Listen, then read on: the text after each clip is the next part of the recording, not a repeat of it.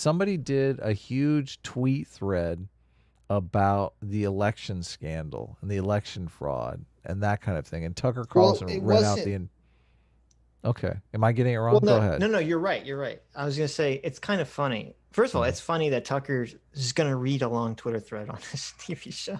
So if It's someone's funny going to that do this the is work, news why now, not? right? It's funny that this is news. Okay, but it's second. It's funny because the Twitter thread, at least the part that Tucker read, because he didn't read the whole thing, and I didn't read the Hmm. whole thing either. It's a total fallacious argument if you Here we think go. about it, Already, because Commander a Commander Ossis, Obama spying in the deep states. Sitch is wrong. Oh, that's right. Obama's is that part of it? Um, No, but the argument that the tweeter was making was completely fallacious because they're saying why are some people skeptical about the voting stuff? Hmm. Okay, that was like the premise. Hmm. But then the whole thing isn't about the voting stuff. It's about like why he thinks the government, the federal government, was sneaky about the Trump administration, which has Hmm. nothing to in terms of spying on them or whatever. And before you even get into the facts of whether any of that's true or not, whether you think the Russia collusion investigation was correct or under false pretenses or whatever, even though it fucking exonerated Trump, which is the biggest irony of it all, for all the people that were crying foul the whole time, that has nothing to do with the localized state election results that were Hmm. all done by independent states that were not the federal government. So it's a totally fallacious argument to compare these two things as being related whatsoever. Saying, well, Right. if you doubted the Trump collusion scandal, then you should doubt the election results. They have nothing at all to do with each other. Well, they So I'm could not have a third factor that we don't know about connecting them, like well. TDS. Sure. Well, yeah, but the TDS again, TDS swings both ways, so that's always the Yeah. problem. But it was funny because before someone tweeted this thread to us, and they're like, "Oh, Sitch, I want you to react to this or something," Yeah. and it was a Tucker Carlson clip. Before I saw that, I had listened to Scott Adams, and Oh no. he had described this thread, which I hadn't read. He described it in glowing terms. He's like, the person that wrote this thread must be a professional writer. This is like the most persuasive, professional, bestest writing I've ever read in my entire life. Like, oh my God, I read this and it just struck me. And I was like, oh, that's amazing. He's giving these glowing reviews of how this is written, and I didn't even know what it was about whatsoever because he didn't explain it. He just explained what that the writing was so good. And then I read this and I'm like, really, Scott Adams, this is this fucking piece of propaganda sways you so easily. This thing that's filled with lies. Like, I don't know. It's just it made me lose so much respect for Scott Adams that he Oh, was just thank like God. filleting this fucking Twitter thread. Just Oh, because thank goodness. I guess, you can say that lying is persuasive, sure, but like it wasn't, to me, it just read like any standard propaganda piece. It wasn't like the most well-written thing you've ever read in your entire life. I don't know why he was fucking filleting this Because shit. it made his argument. He didn't have I to type it guess. out. That's why he did it. I guess. But he can say that without saying that this is like the best written piece of all time on Twitter. Like it's The only thing insane. that could have made it better is if they traced it all back to the teachers unions. There you go. That's Then true. then it That's would have true. been perfect, but Right. unfortunately. So but we other people and myself, I mean I didn't see it as a pack of lies, but you immediately sussed out points Oh that were well, so contradictory. just in the beginning, I mean, I saw the first of Tucker all, thing and I was like, I put my hand on my heart and started you started like crying. You started crying. Tears welled up in your eyes. You heard the national anthem playing in your mind whenever I you went look at down Tucker on one Carlson. knee and put a hand on the heart and listened to You Tucker. said, Tucker, will you marry Knowledge. America? Exactly. Well, no, it's funny because I looked at the actual tweet. I only watched the first minute of it, of the Tucker Carlson clip. Because Mhm. the first claim, I was like, okay, well, let me look at this to see. And the Oh first my claim is already God. bullshit. And the first claim was that, and Tucker, and I guess Tucker has some this is smart on Tucker's part because if it all turns out to be bullshit, he can say, well, I didn't say this. I'm just reading a tweet, like I'm just reporting someone else's words. Mhm. But the thing that Tucker was reading off that he was agreeing with, that he's taking on his own words, was that It said that not only was the FBI investigation into Trump-Russia collusion fraudulent, but that the people involved in it knew that it was fraudulent and that they knew they were doing it like at the behest of Hillary Clinton or something. It says something along those lines. Mm-hmm. Okay. That's 100% fake news bullshit. 100% fake news bullshit. Mm-hmm. And the evidence that the tweeter gives for this to back up this claim is one piece of evidence. Okay. It's that there's this memo. I don't know if you remember this memo leaked that all the Republicans like jizzed themselves over that showed that the FBI was aware, or that Brennan was aware, that Hillary Clinton was going to publicly come out and say that Trump was colluding with Russia. That's all the memo says.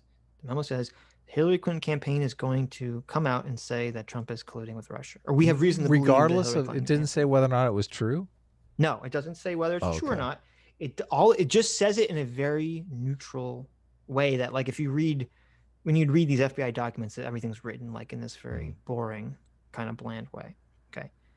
So what happened was, because there was a document that said that, people then said, look, that's the evidence that the FBI opened up the investigation into Trump at the behest of the Hillary Clinton campaign. That's a little weak sauce evidence. Yeah, you say, wait a minute, that's not what the document says. It says they're aware that Hillary Clinton is going to do this thing. It doesn't say that they're going to respond to it by opening up the Trump investigation, okay?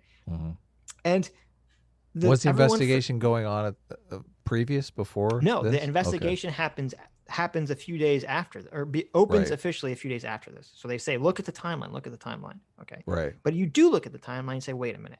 So the stated reason the FBI gave for why they started to open up the investigation is because, if you recall, some Australian diplomat was told by George Panopoulos, or whatever the fuck the guy's name was. It's been so long, I'm forgetting all these names. Panopoulos, I do remember that name.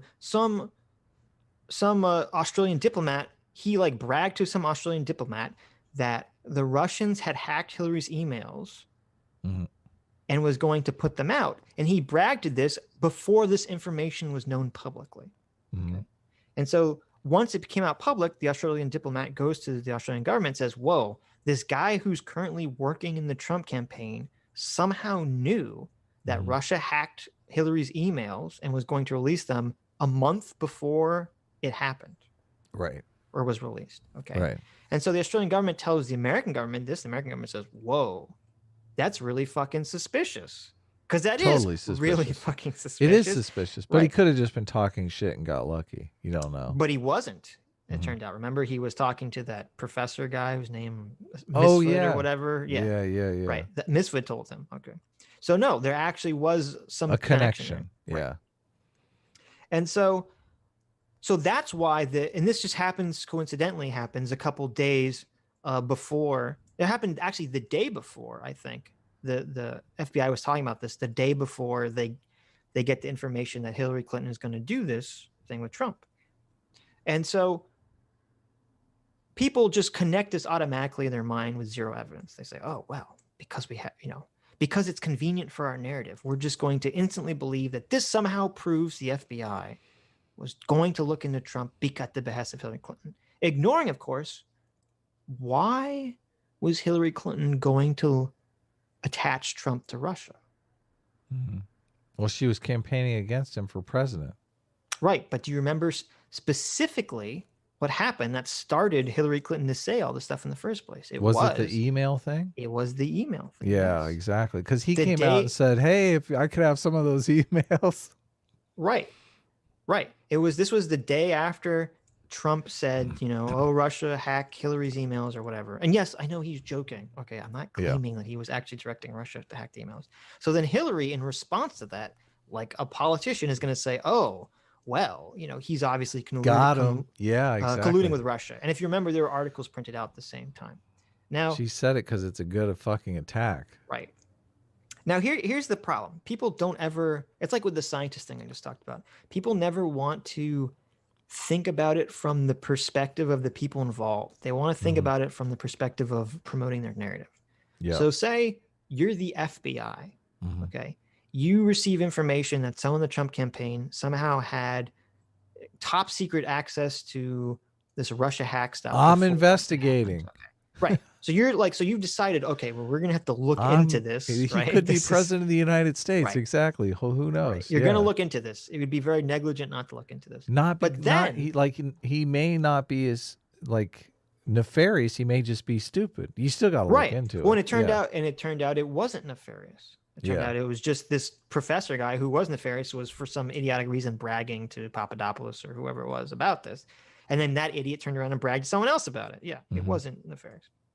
But no, but so you're the FBI. Big mouth, man over after my own information. heart. Go ahead. Right. You're the FBI. You have this information. You have to follow up on it. It'd be very negligent if you don't. And then the next day or the next couple of days, you receive information that the Hillary Clinton campaign is going to publicly say that Trump is colluding with Russia. Mm-hmm. Of course, you need the FBI needs to write a memo on that information, because you're like, wait a minute, we're about to investigate Trump having a potential Russia connection for something that has nothing to do with Hillary Clinton's claim. And now she's going to come out and claim it. So now it's going to look bad for us as if we're following the directives of Hillary Clinton. Of course, there's going to be a memo that's going to talk about that. They're very cognizant. They're very aware of how this stuff looks. They're basically saying, okay, we have to be really careful about this, that it doesn't look like we're doing this at the behest of the Hillary Clinton campaign. Yeah. Right. Because that's what everyone's going to believe, and no matter how safe we are, exactly, it doesn't matter because. Well, and that's they did try to be safe. I'm assuming. I mean, obviously they did, and and that's what's so frustrating about the whole Russia narrative. Okay, that people get so elephant triggered about. Okay, the Russia investigation exonerated Trump.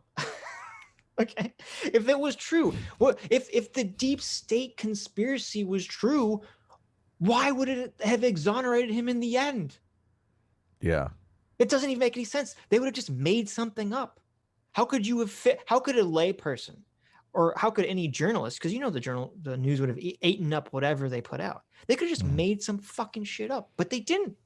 It exonerated him. It showed that the system, that's what pissed me off the most, because I remember at the time we were talking about this, and I kept saying, people were getting these long arguments with me. I'm like, look, let them do. I don't know if Trump had any.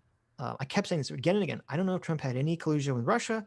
Let the system work. Let them investigate, and then whatever it says, I'll believe whatever the Mueller report says. Okay, I'll trust. I'm a layperson here. I'll do the Hassan thing. I am a layperson here. Okay, I'm not an intelligence expert. I will trust the Mueller report and whatever it's. I mean, obviously, if it looks ridiculous, I'm not gonna trust it. But I'm gonna read it, and I fucking did read it. And if it looks legitimate, I'll trust the experts on this one. And everyone's getting so mad at me, like, Sitch, they're just gonna manufacture evidence. They're gonna do those. You can't trust the system. Blah blah blah blah blah. And guess what? You fucking could trust the system. The system worked. They came out with a report. It totally exonerated him and said he didn't fucking collude with Russia, and everything was fine. And yet people didn't change their opinions. All the people that were foaming at the mouth, raging at me about how dare I let them investigate Trump, they didn't say, oh, well, I guess they're right. I guess the investigation showed that it was fine. I guess it was above board. Robbie C says, oh my God, Sitch, your cognitive dissonance is mind boggling. Right? Oh, see, that's the thing. It's really sad. Like this is the free will test, I think, for a lot of, we have the Kyle Rittenhouse free will test. This is the free will test for the MAGA crowd. Was that the people that are just so triggered about the Trump investigation stuff? Like, oh my God. I don't understand why we need Hillary Clinton to be colluding with the deep state to hate her guts. I mean, I hate her on face alone. It's like, fuck. Why do you need that connection? What is necessary about that connection? And then the other thing they always do is they always link it to the Steele the Steele dossier. Yeah, the Steele dossier. Hillary Clinton did pay for that, though, right? She did. Yeah, right. So let's hate her on that. What the fuck? We got tons of reasons to hate her. She's bad with email security. Hey, I hate her for that. But that's even hilarious too, because people, they just say, well, it was what's it called? It was opposition research. Okay. Yeah. And people say that, like, first of all, that something being opposition research automatically means it's fake, which it doesn't. Okay. Opposition research is often not people making fake shit up. It's people digging up shit. That's the whole point of opposition research, to throw something at your opponent. Okay. So simply labeling something as opposition research does not automatically dismiss it as not being valid. Doesn't say it's valid, but doesn't say it's not valid. And then on top of that, some of the things in the Steele dossier turned out to be fucking true. Really? Yes. You've seen the P tape? Well, no, the P tape thing never turned out to anything. But one of the craziest things was fucking Eric Prince's secret meeting in the Seychelles Islands, which was first reported in the Steele dossier, which Eric Prince went to Congress and lied. I don't even know why he didn't get charged with contempt. Eric Prince, because he has his own private army, dude. Yeah, if you guys don't know, Eric Prince, the guy who owned Blackwater. He ran Blackwater, yeah. Right.